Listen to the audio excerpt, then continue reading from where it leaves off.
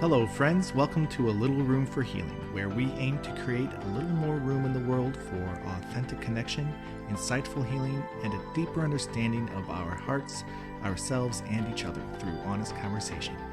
My name is Joel. I'm a Reiki and 13th Octave Lao Chi practitioner, a facilitator for deep healing, and your host. My guest today is Emily L. Collins.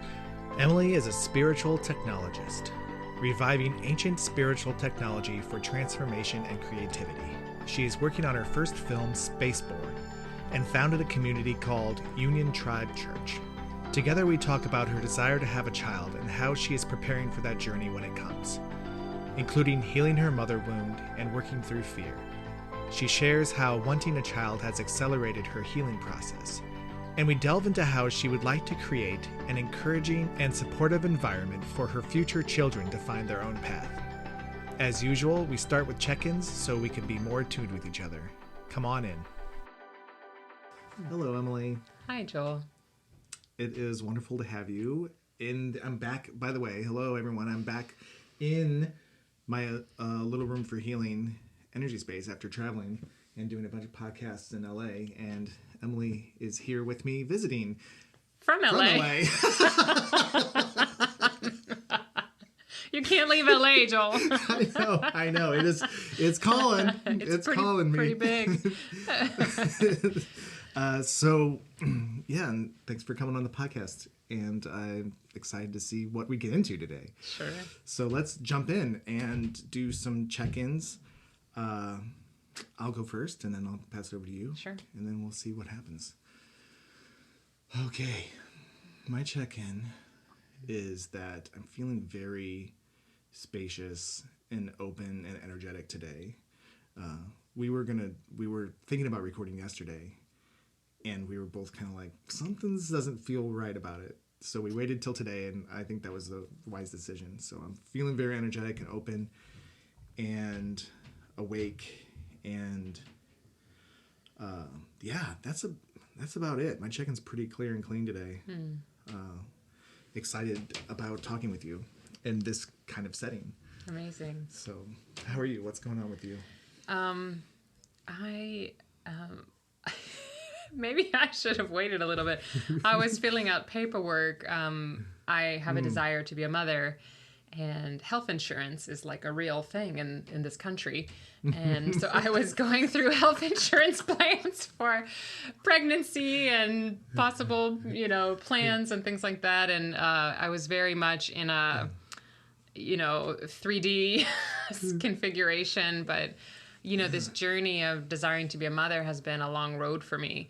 I think when it comes down to, costs and cost of having children and all that stuff, I think that was a big roadblock for me for even wanting to have children. I'm kind of jumping from the check-in to a little bit more of the healing. So do it. If you're ready, no, I'm going to jump right in. Okay. Yeah, Jill told me we'd talk about healing, so let's go into it. I think I realized on my healing journey is I grew up with a scarcity mindset. My dad was in and out of a job. My mom was always stressed about money. And so I never really wanted to have children because it was a stress. It was a stress to provide for a family. It was a stress to, organize everything. And so, it made me sort of like work very hard and in my career and want to climb the corporate ladder and make as much as I could so that I never had to feel that burn from we don't have enough this month, or we're not sure where next month is coming from. So I stayed in jobs and relationships and my first marriage a lot longer than probably most people would put up with, just because I think I just didn't want to feel that what's next feeling. So all this really came in this morning where I was, looking at these health insurance plans with a different outlook than I would have 3 or 4 years ago when having children wasn't even on my agenda. Yeah. Wow. I never thought about, I don't think about children at all. So to think about like in the planning process of having a child and looking at insurance and thinking about insurance in that realm of like future planning, like that's That's wild to think about. Yeah. That's Well, and wild something to that think brought up a lot of fear, I think, Mm. for me before, and a lot of pain when I was a child, and my parents were struggling to afford things like health insurance or college or, vacations or even food sometimes. So it's a difficult prospect to think like in the day and age we live in where, both parents kind of have to work to create an environment where you can afford all the things that you're supposed to have. It really puts us in that kind of a human pickle. I think one of the most profound things that has led me to want to have children is healing the mother and father wounds that I did have. And I think as the healing process really unraveled and I realized that I wanted to have children, a lot of this stuff started coming up. My mom was one of the 80s. I was born in 83, so she was one of the like shoulder pad working moms. Like I remember this like Working Woman or something movie, and it was like all these women on Wall Street with their makeup on and their little tennis shoes with tights on, and that was my mom. I mean, she was in the financial industry, a very man's world, working, and as a result, I was put into daycare and a nanny at 6 weeks old, and in my healing journey with plant medicine, I was able to remember the moment where I asked for my mom and she wasn't there. Ooh. And, it's great to have a nanny and that's lovely, but there's something about what I realized is there's something about a connection with your actual mother. It's like, this woman is nice and she's feeding me, but what I really want is my mom and my mom's breast. And I think what it resulted in is what felt like a bullet wound in my heart. And I think that was a huge wounding that was preventing me from wanting to have children, is like that pain of like separation from my own mother, I think was separating me from wanting to have children of my own. Wow. It's like, why would I do that to them, kind of thing. Or why would anyone do that to them? What were, like you said, it felt like a bullet wound to the heart. Can you expound on that feeling a little bit more of what it actually felt like to when you relived that moment of asking for your mom and she wasn't there? Yeah, I think what's interesting is I wasn't expecting it. What I asked the medicine, we always do intentions before ceremony. I said, why do I never get what I want, or why do I always think the answer is going to be no? So I actually went in not even thinking that this was a problem in my life, or that this, oh yeah, of course I went to the nanny when I was a kid. No, it was, how come I can never get what I want? Or how come I always think the answer is no? And that was my intention.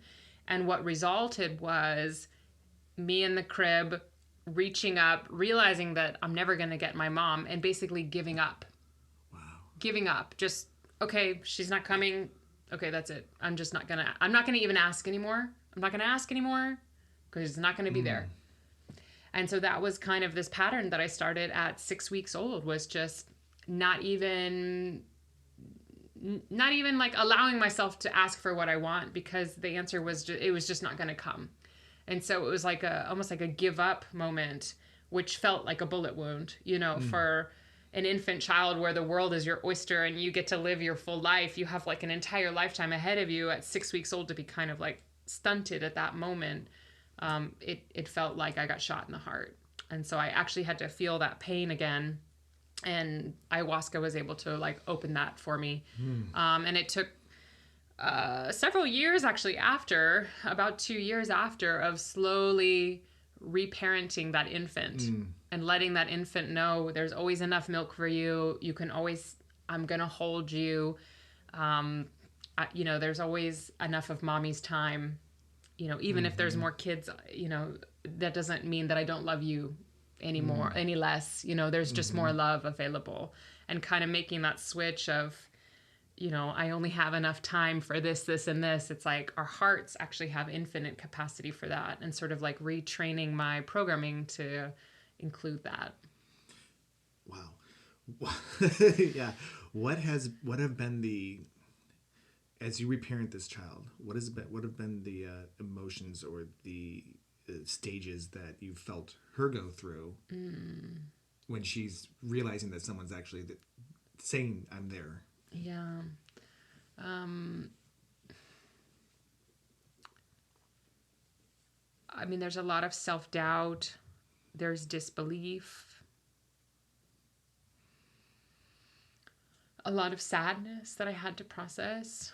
Because I think I also just stopped crying as well. And so just allowing those tears to come out. So letting those inner child tears just flow and allow the sadness to come out. And the grief. It's a loss.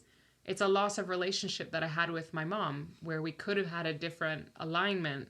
But because of this communication at such an early age, I really feel that there was a loss with my mom. We weren't ever as close. And I think, gosh, why are we not so close? Why don't I have this bond where I want to call my mom? Or like I see other people like really connected with their mom, and I just don't have that. And it's like there's a grief and a loss for the relationship that we didn't get to develop in that really early first year of life.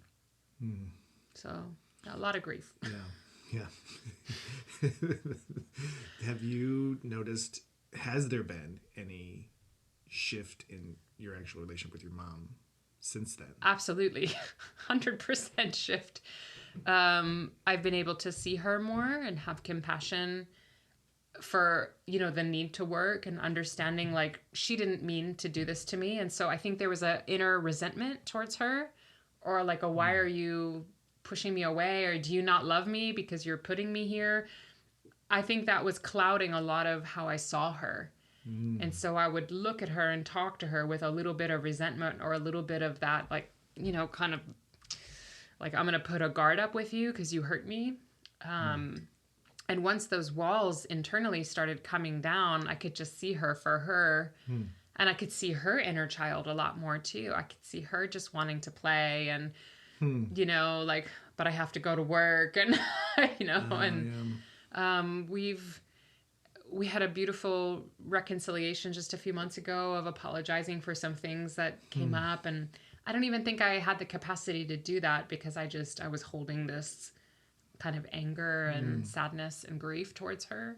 And with that lifted, it enabled us to like have those conversations and to start to forgive each other for things that happened, of course, much later than 6 weeks old. But, the relationship was started at that point and it just kind of spiraled. So that is amazing. That's beautiful. Yeah.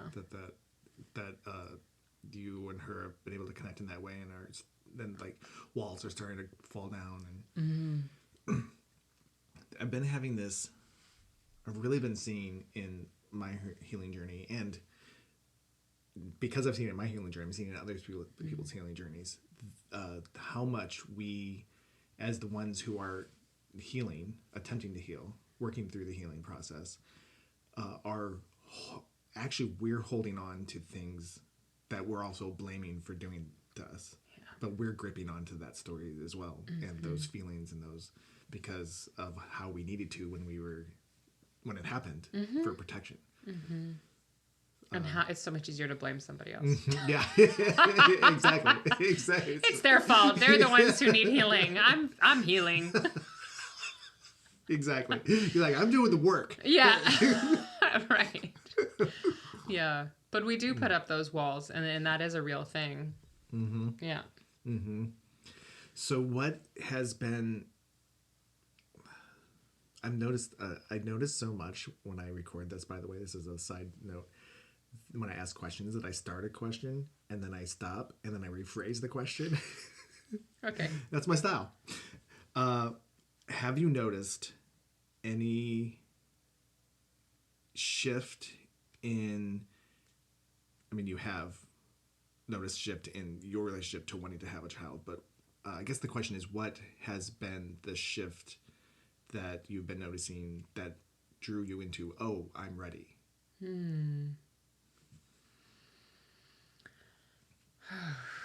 I have worked through a tremendous amount of fear. I think fear was the number one blocker of me being ready. And I don't know, there's kind of this like joke, like, oh, you're never ready. You're never really ready to have kids. You hear people say that. And I'm sure when it happens, there'll probably be things that I'm still not ready for. But I really had to work through a lot of fear. I had to work through fear of, financial scarcity from the situation I shared with you in my check-in, just kind of like, how are we going to provide for this child? Fear of like, am I going to have to work and abandon the kid? Like just so many fears about replaying the trauma that I had. And also just like kind of the scary world that we live in right now. And so I was kind of letting a lot of that dictate my decisions.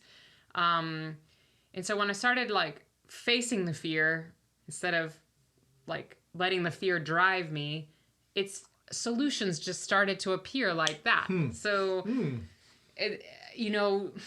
I think my experience now going through this process is just, okay, let's look at this fear objectively and let's not just like let it run us. Like, let's really examine, is this really true? Is this really true? And I think that was helped me get ready, is going through fear. And it was a lot. It was like a lot of fear. Is there still some in there? Right now I'm feeling very relaxed and ready. And, if something comes up I'm afraid of, I'm ready to just kind of look at it and be like, there's a solution here. Like the solution will come. And a little bit more of that sort of trusting the universe, like trusting that thing will be provided for or that answer will come.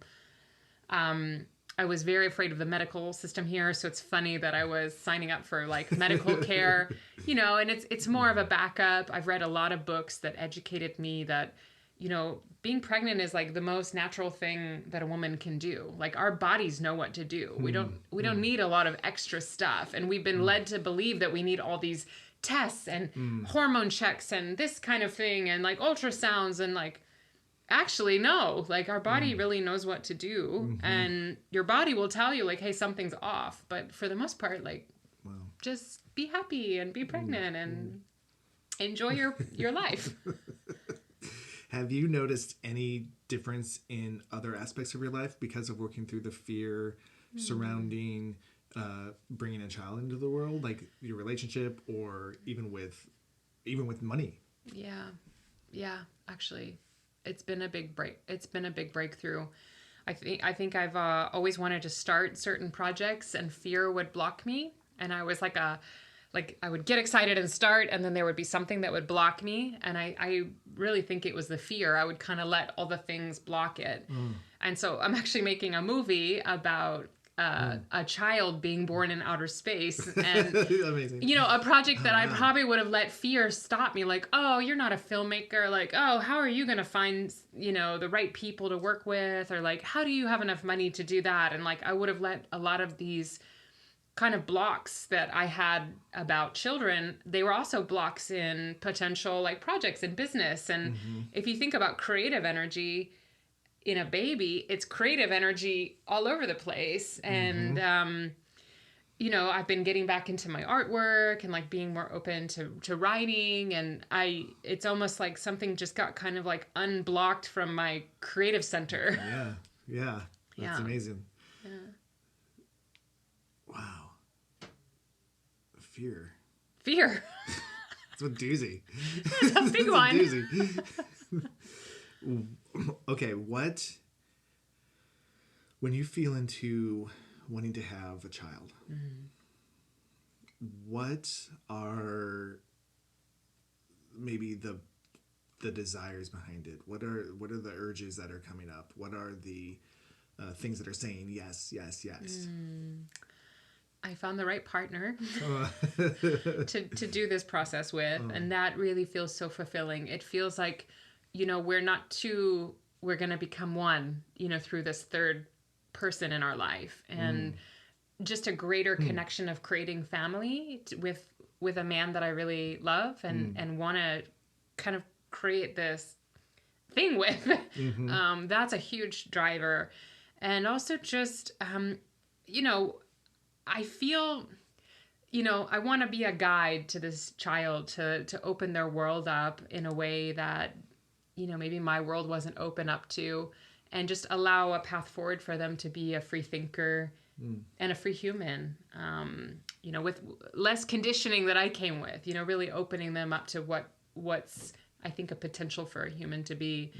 And sharing a lot of this healing work, I would like to share with other women how important it is to heal before having kids, at least start this healing process and start digging into the wounds and the fears and if I can just be an example of what that looks like in motherhood, I would love to just be very embodied and in being a mom and being present for my child, and all the things I learned from what went wrong for me, I can be an example for how to do it differently.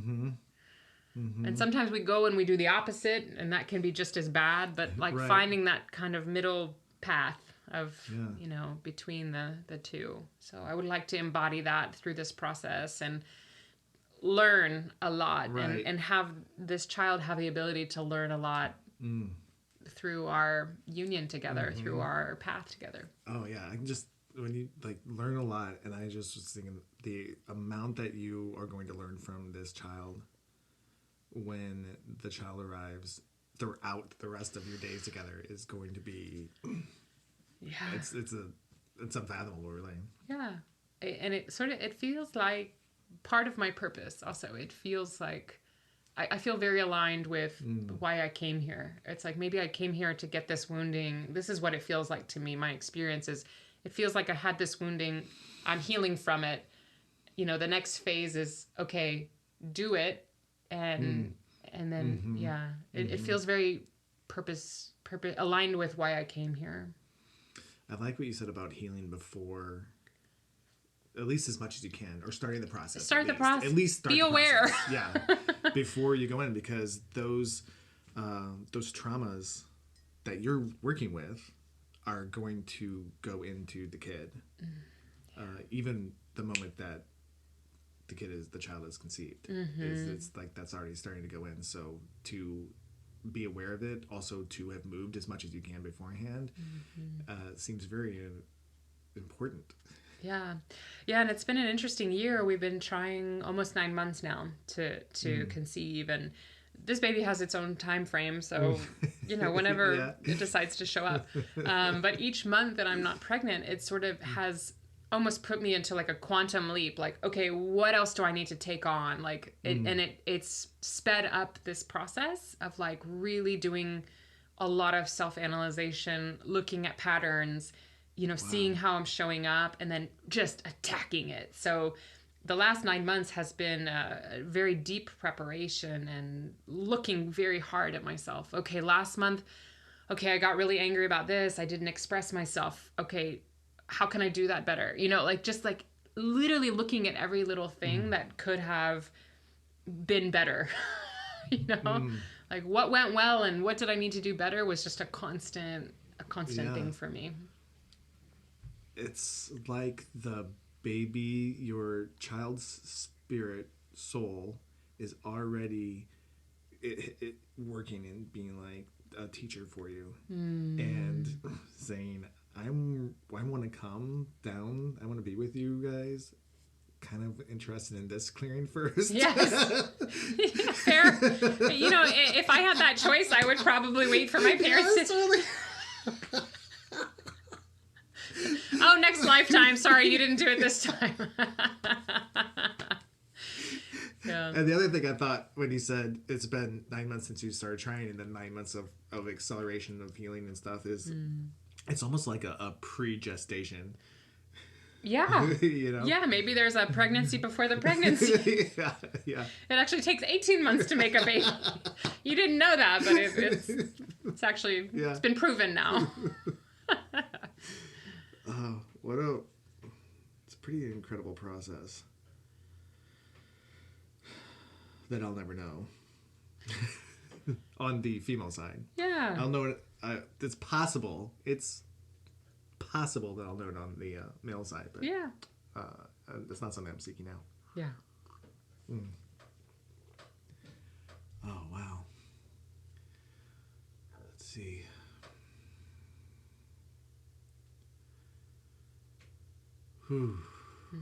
Have there been... What are some of the other things that you're clearing aside from your relationship to your mother? Well, I had to work on my dad stuff too. That was tough. I just had a big reconciliation from him. I learned a pattern with him of, it's interesting we're doing a podcast because I've been clearing a lot here in my throat because I learned a pattern of not speaking up for myself, and sort of accepting an authority figure or someone else knows more than me kind of thing, because that's a little bit of my dad and I's dynamic. And I finally got to the point with my dad where we had to reestablish our relationship as an adult relationship. It's like, Dad, you no longer need to tell me what to do, or, you know, I don't have to sit and just listen to you. You know, we're, you know, and I'm 40 years old. So like, this is a long time coming, but I think in his mind, it's like, I'm always the child. And it's that time in his life too, where we become a little bit more even. And I think, in changing that dynamic with my dad, it's allowed me to speak up a lot more. I notice myself like saying what I think, and like, even if I have to interrupt, I'm saying what I want, where usually I would kind of hang back and be a little bit of a fly on the wall until I would process, and then maybe much later I would say something. But I notice I'm much more fiery in the moment, like speaking my opinion and really letting my voice be heard. And it's sort of a manifestation that I'm here because it's not something that would have been top of my mind necessarily before. To talk, to just speak, to share what I'm thinking about, or share my opinion about something, or to share like what I'm learning about. Just, you know, I met you last year, almost a little shy of a year, like maybe like just 10 months ago. And this is how I know you. Yeah. As someone who... Well, it took more realigning, and I think in my family I was kind of shut up. And so maybe out with my friends I would kind of be loud, but like at home I had to hide. And then from the people that are the closest to you, like your most intimate relationships, to have to hide like that, it wasn't necessarily healthy. And now I feel a lot more free. And talking to both my parents about, you know, my choice in using psychedelics to heal was a very difficult process. And even just being firm, like, you know, therapy wasn't working for me. You know, these other modalities were not really working for me. I sought out something that I wanted to heal, and this works for me. So. Do you have siblings? I have a younger sister and a younger brother. Are you the oldest? Okay. I'm the oldest, yeah.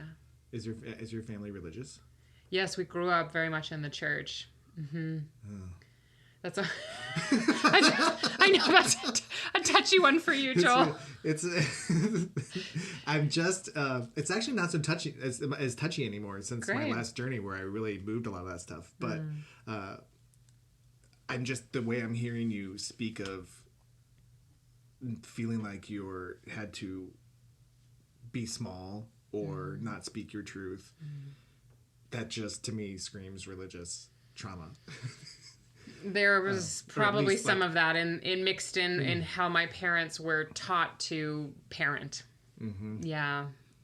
Are they still together? No, they've split up a long time ago. And so I think, there's also that kind of divorced kid thing, like, oh, well, this is a failure, or they split up, you know, those types of programming. Was there any feeling of, how old were you when they split up?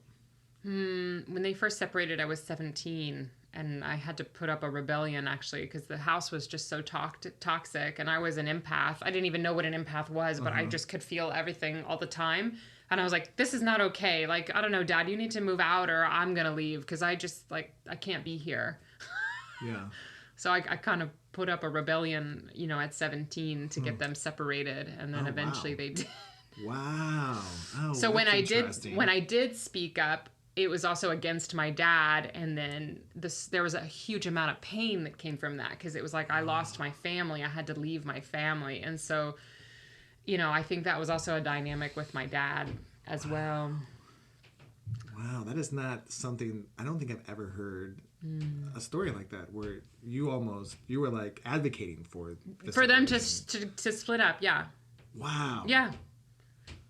I just couldn't stand it. I was too sensitive, and to feel them like hating each other all the time. And then I was the oldest, so a lot of times I was like the one they would dump on, and I was just like, I can't do this anymore. Like, you guys figure it out. I gotta go.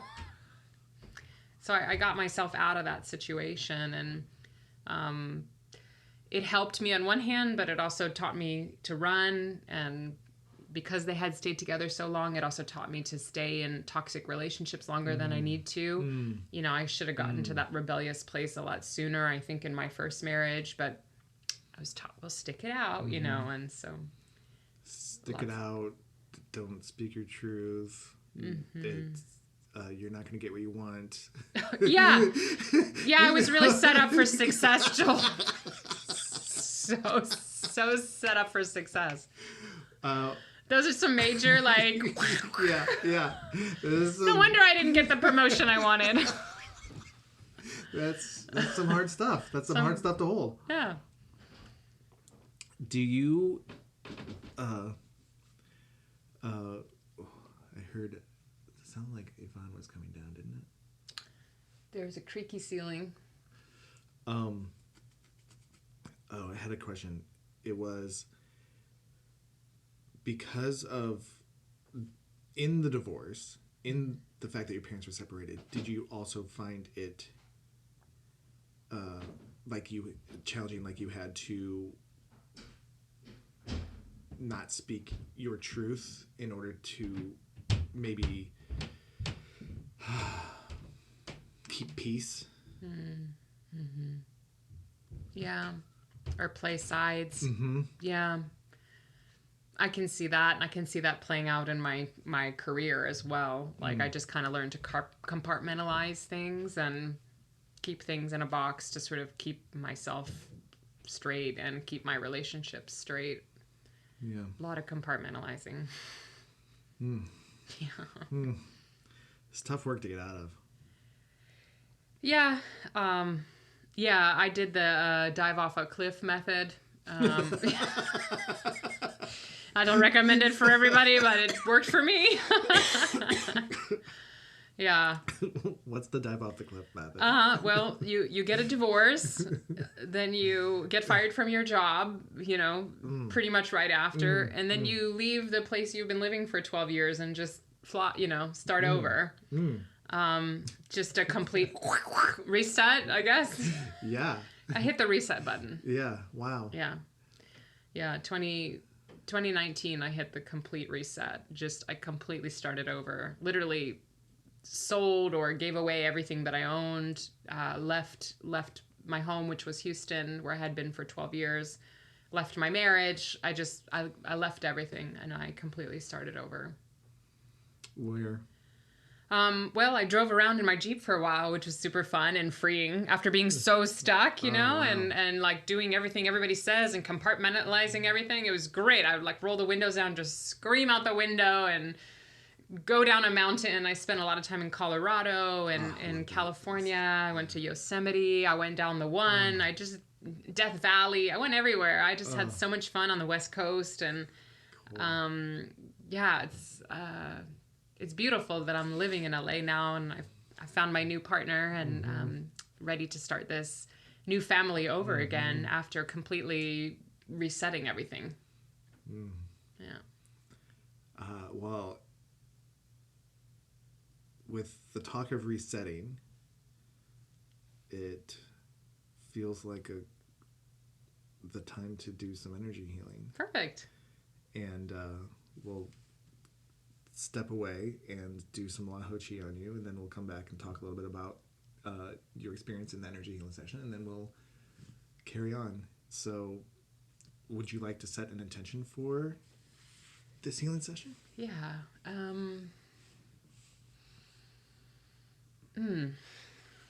My intention is to bring more creative energy in and remove any blockages. Great. Yeah. Great. Let's do it then. Yes. We will be right back after Emily's 13th Octave Lahochi session.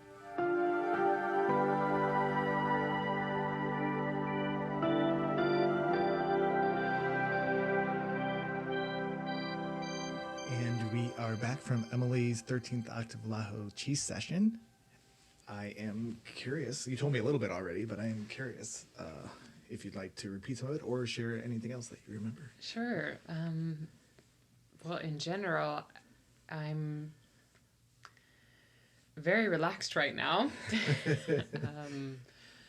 I feel very peaceful and just calm and mellow. And I felt that way the whole session. At the beginning you started, and I felt the spirit of the master who, I guess, taught you this. I felt his presence, and I don't remember much after that. I felt like I went into a very deep, like almost like the deepest sleep. I don't think I moved the whole time. I don't think I had any thoughts or anything going on the whole time.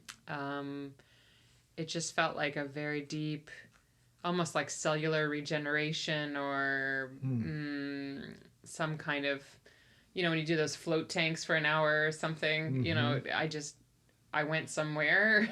Wow. And I think I'm back. I might be back. Yeah. I wouldn't mind staying there. It was quite nice. Okay, what can you describe a little bit about what it felt like in there? Just complete peace, like just total freedom from body and freedom from mind. Just a deep rest. Deep rest is what I felt. And at the end, I think you called in some of your helper angels, and I felt them as like geometry. They showed up as geometry and different shapes, and I could probably draw it, but yeah, that was really beautiful that they showed up that way. Oh. So yeah, I was having a good time. That's so cool. Yeah, a couple of things are coming up for me. One is you sat up and you shared a little bit about what you were feeling, and you said, I met Lao Tzu. And it was wild for me because I didn't say anything about Lao Tzu to you in regards to this modality. Yeah. And he's the one that brought it down to earth, and that was incredible. Yeah, That's incredible. I didn't know that was his lineage. Yeah. I just saw him very clearly. He introduced himself, and he turned into a tiger, and he ate me, and then and then I don't remember much after that. So that was like the bite was what put you into the trance. Yeah, it was kind of like I was a little here, and then he kind of ate my whole body, and then I don't remember much. Wow. So yeah, it's amazing. We study these disciplines, and they're all real. It's real energy working, and there's a real light master on the other side of the phone. Yeah.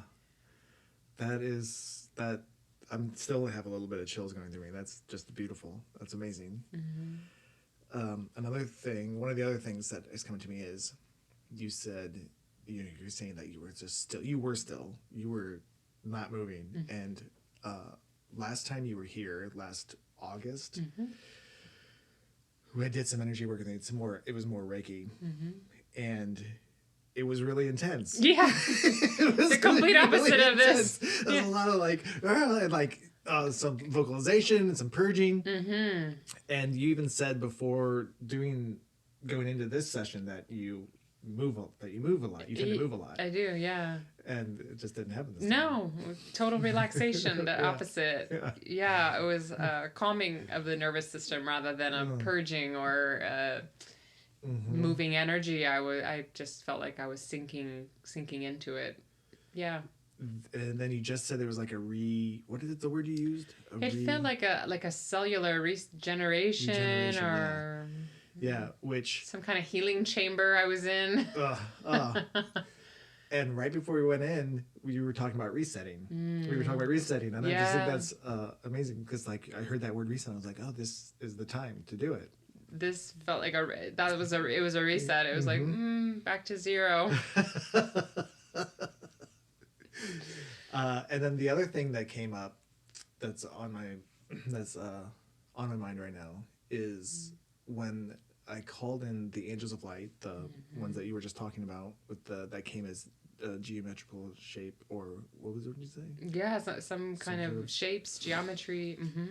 Um, I have a really, really, really good relationship with them. Like usually when they come and do the work at that point in the process, I'm aware of what they're doing and we're communicating. They're like, and it's really beautiful and fun. And I felt that when I called them in, I felt them this time, and I was like, I couldn't really tell what they were doing. I was like, "What are you doing? I'm not seeing you. I'm not feeling you. I'm not like getting a message of what you're doing." And they said, this one isn't for you to see. This is personal. Oh. Well, yeah, then my version of it was some shapes, so they must have really been hiding from both of them. Yeah. Yeah, So, it felt very other dimensional kind of vibes. Well, thank you for your connection with them and their privacy for my it was healing. Cool. I couldn't help but I smiled at it. I almost laughed out loud. I was like, I've never gotten that from them before. They're just like, it's personal. I'm like, okay, thank you. Thanks for doing that. This is cool. So that was my experience of the session with you. Yeah. It's really beautiful work that you do, Joel, and I really like this format where you share and then you can see the actual transformation. I mean, just how I want to describe how I feel right now is just so centered, grounded, and relaxed, and just a quick session can make that switch. You know, this morning I was so worried about medical insurance and logistical things, and now I'm just, you know, I'm just so pleased and content and at peace. Yeah. Oh, amazing how you can just shift so quickly. Yeah, it is. It's really beautiful. It's beautiful. Well, thank you for that. Yeah. I mean, where do we go from here? I feel like I'm gonna go meditate in the grass. Maybe see what Lao Tzu is up to. I've never actually. I did once. Meet Lao Tzu, and I was in this ceremony as a facilitator, and I was doing it with my friend Lily, and we were working on. She was practicing with me, meeting my spirit guides, and he showed up. Yeah. Oh, amazing! Yeah, I feel like maybe we can catch each other in the backyard or something. Yeah. I feel like I could just meditate all day. That's how I feel right now. It's a really beautiful feeling to calm the mind and calm all the thoughts and all the fears, you know. We're talking about all the things that are jumbled up all the time. I feel very clear. So. It's so good. There's something in me that wants to relate that. I don't know what. Maybe it's just maybe it's an ego thing of wanting to relate it to more of what we were talking about before.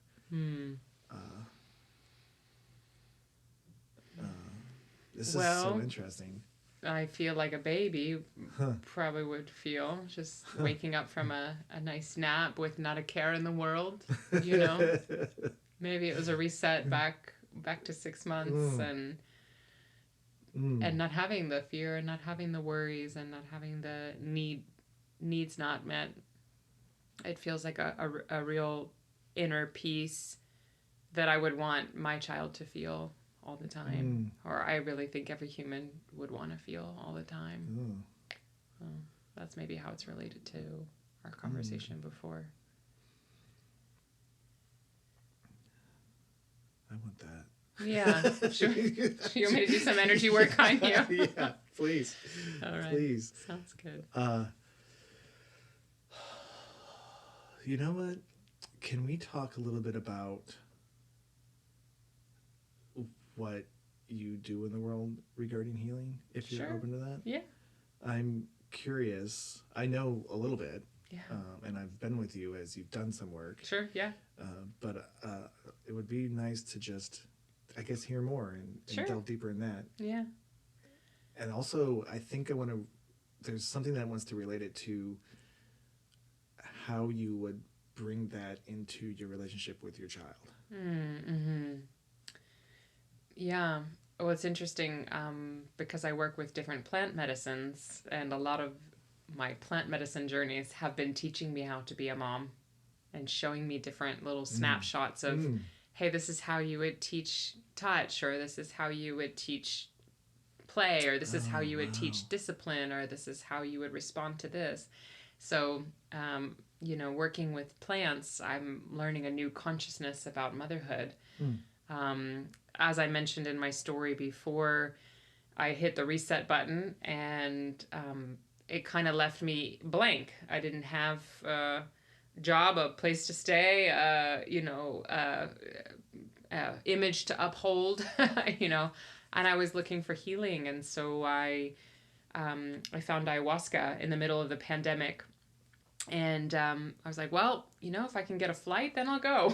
That was kind of my criteria. I was like testing to see, and they didn't even have the little strips yet.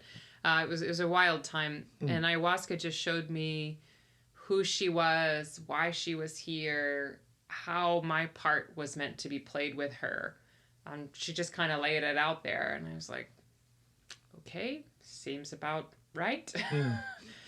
And I was in business development at the time I left my corporate career. And so I just kind of started doing business development in plant medicine. And I just started, who will talk to me about this? What can I learn? How is this being done in the United States? How is this being done in South America? Where did this start from? And I just started traveling and researching, and it led me to Colombia, it led me to Peru, it led me to Costa Rica, it led me all over the United States, meeting different communities that were serving this medicine, and it led me to start a community of my own in Washington, D.C., where I was born, and kind of where the reset took me after a little while. My mom was like, maybe you should come home for a while, she was kind of thinking I was a little out there, and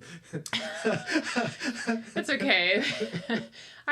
For being like so grounded and just only worried about, taking the next step for 15 years, like being a little ungrounded was okay for a while, like really looking at the cosmos and shooting for what I really want, even though it sounded crazy, I kind of had to toy with that. Well, it might be crazy to you, but it's like working for me. So had to play with that. And I started an organization called Union Tribe Church in Washington, D.C., and I found different shamans to work with to come to the area. And I learned a lot through leadership, all of your weaknesses and shadows and stuff start showing up in community. And so it was a huge learning curve for me of, wow, there's things I still don't know and I need to learn and I need to heal in myself. And took a step back from Union Tribe and let 2 other women run it for the next 2 years, and kind of went deeper into my own healing and spent some more time on myself.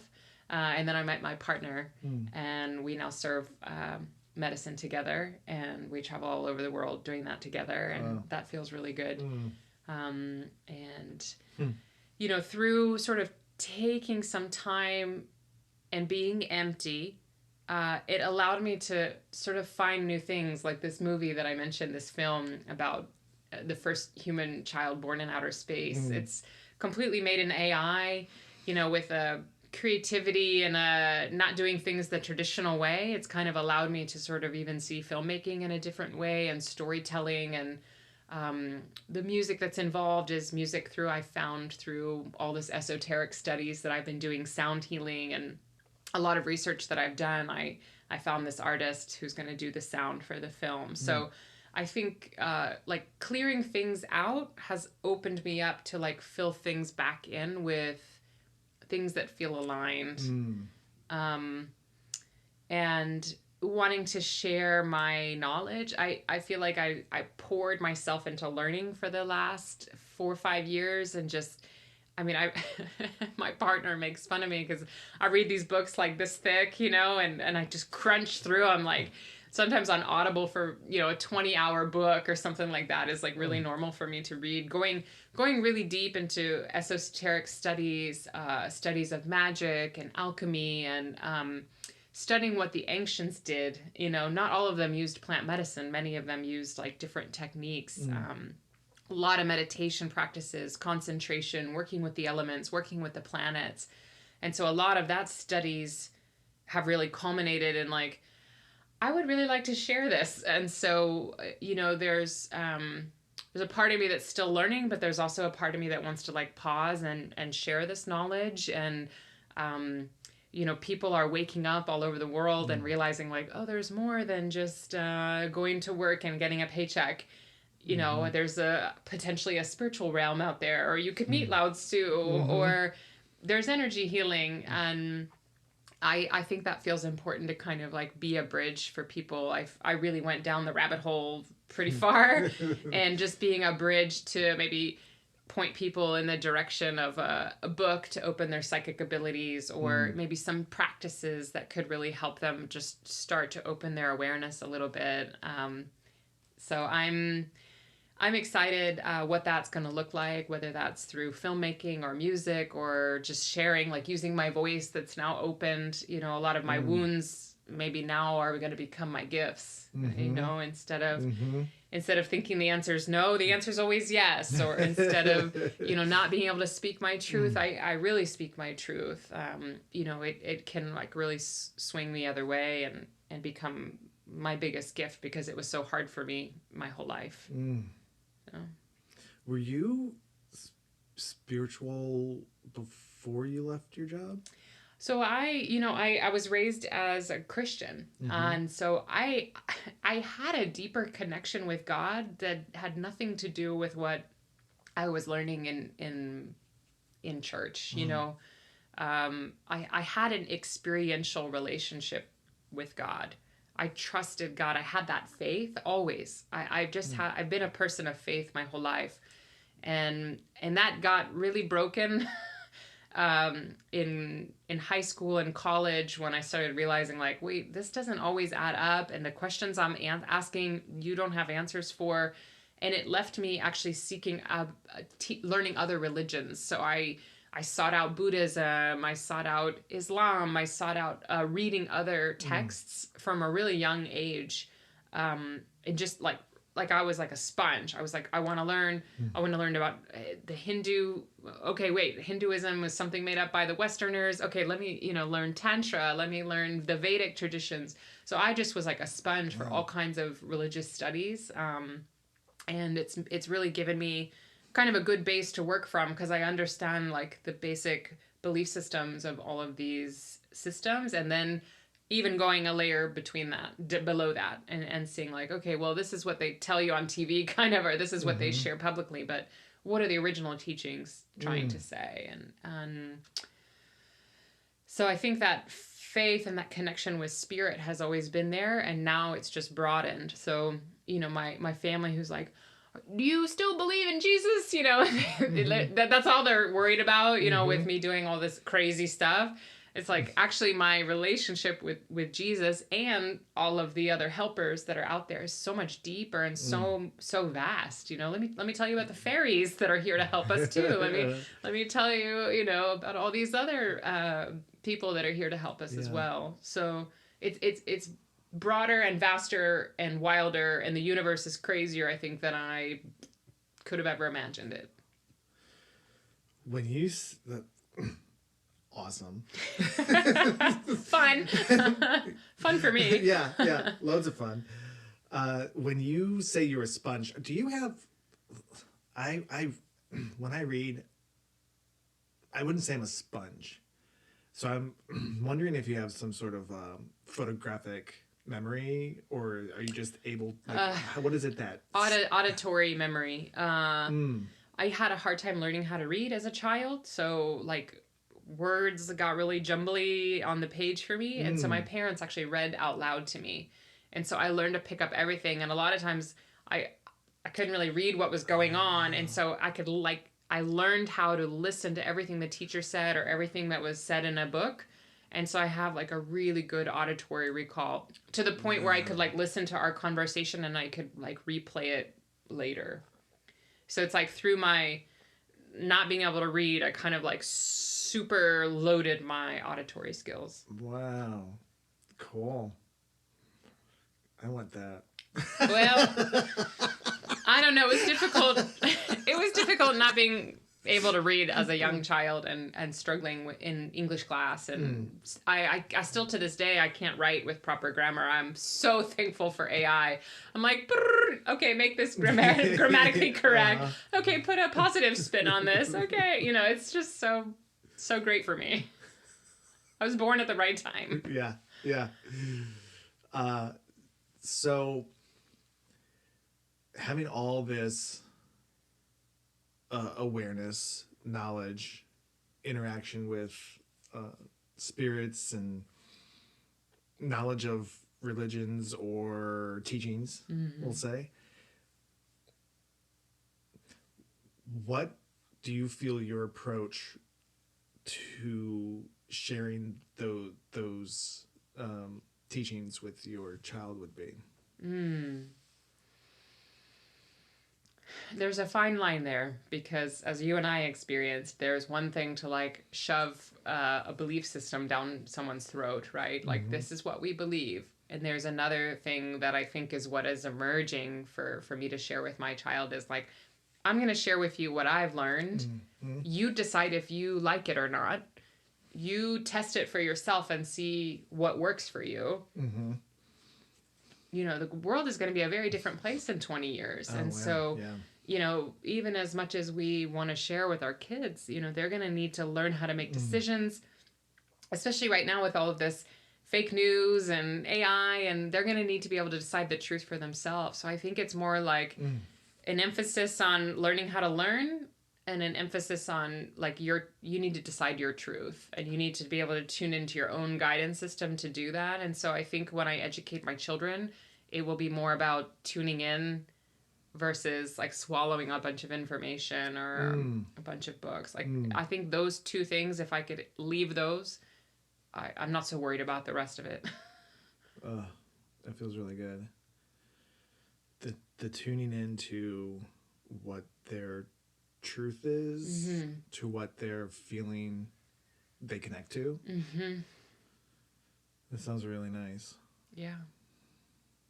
Would you say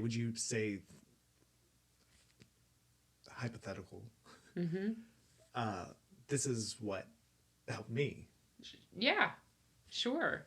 I mean, I can share what helped me, but I think just as you found your spirit guides are different than mine. I appreciate you introducing me to Lao Tzu. You know, I would probably do the same for my child. Like, hey, let's find out who your guides that's are. Fun. You know, you probably came here with a bunch of helpers. They might be mine, but they might also be somebody else. And I think encouraging the child to go down whatever path that looks like for them. You know, maybe Chinese martial arts is more of their path, or an African dance is more of their path. I mean, I think we've all been incarnated so many times. They may have a lineage or a group, or who knows, maybe they're from another star system that's never been to Earth before, and they're like, this is all new. I don't know. You know, we just don't know. Meeting people along my path, I just find like how everybody's wired so different, and if I can just remember that in my own children, it's like everybody's wired a little bit different. And their way of learning and their way of seeing the world is, you know, they need to be encouraged to kind of find that themselves. There's this, a big part of me feels really good, you know, and then there's this one little voice over here that's like, well, what happens if the kid doesn't, like, still disagrees with how you're doing it? Like, that's still possible. Yeah. Like even the tune in, find your own way, like, that's yeah, maybe they're more logic minded and tuning in is not their thing. Then we'll need to find out what their thing is, I guess. Yeah. I think you didn't get that opportunity, and so there might be part of you that's like, what, you know. I mean, there was definitely part of me that didn't. I was asking a lot of questions, but not getting a lot of answers. My learning how to tune in has been a really shame-filled road, scary road, difficult road, second-guessing, doubting road. Yeah. Because of how much it was like don't do that. Don't question. Don't don't do ask that. any Yeah, questions. don't do Yeah. that. Yeah. The answer's no. Or if the answer's, if you're going to do that, you're going to go to hell. I mean, it's intense and then the fear of losing your family because of you're not doing what they told them. It probably feels really scary now to make that step. So yeah. Well. Yeah. Yeah. Yeah. So it'll be interesting. You could maybe watch what it looks like from the outside, what it looks like when there's like an openness there, and maybe that. Yeah. Right. I would love for you to be a witness. Yeah. No, that'd be great. Yeah. So what I'm getting is the approach that you are taking is to love this person in whatever way they find their truth and whatever way they want to experience this world. Yeah. Yeah. That's what feels really good. Tearies in the eye. I've never said the word tearies before, but I just did. I think we should put it in the Urban Dictionary. It's a good one. Yeah. Love. Love through understanding, love through compassion and acceptance. Yeah. Yeah. Understanding, compassion, acceptance, and support. Yeah. Cool. Yeah, this has been a fun after wrap. It has. And I am excited for when your child decides to come. Yes.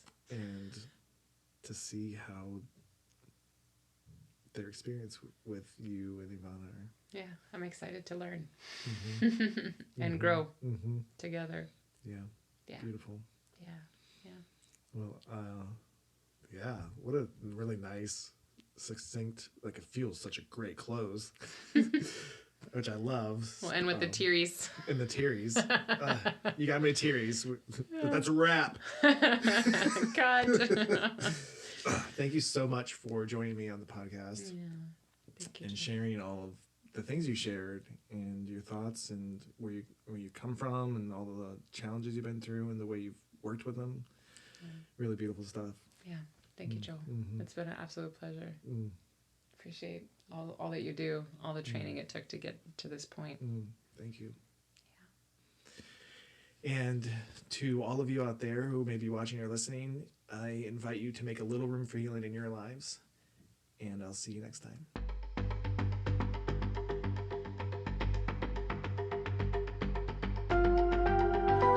Thanks for making a little room for my podcast.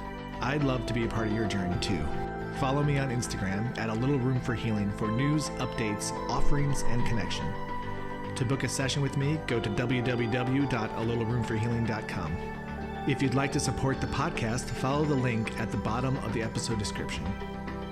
Have a beautiful day.